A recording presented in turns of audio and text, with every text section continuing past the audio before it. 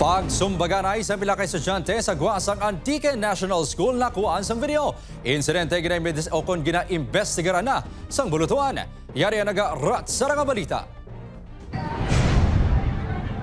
Makitaan sa video nga kasubong naghahanda ang duha ka lalaki sa isa ka away. Mation-tion, nagsumbaganay na ang mga ini. Nag-intra sa ila away ang iban pang lalaki nga yaraman sa lugar. Gilayon man nga nagdinalagan ang mga imbolmano. Natabo ang insidente sa Bakating Alote sa Guasang Antique National School sa San Jose Antique, Martes ang udto.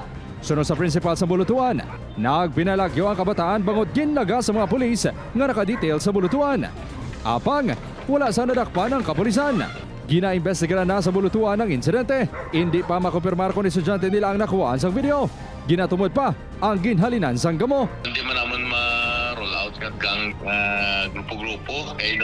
Ang common nga ginahimo sa mga bata nga kung daw medyo may nainitan sa kada isa ra, doon nag-aangkat na isang da. Kag mag-sports, tawag nanda kano do sports paringay. Kung matumod, ipatawag ang mga estudyante kag ila ginikanan.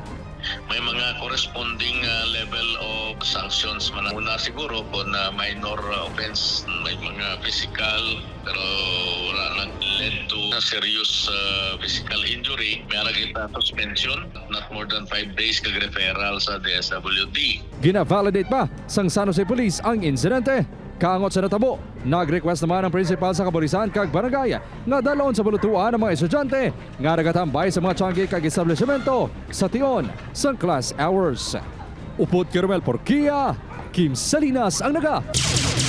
Ratsada!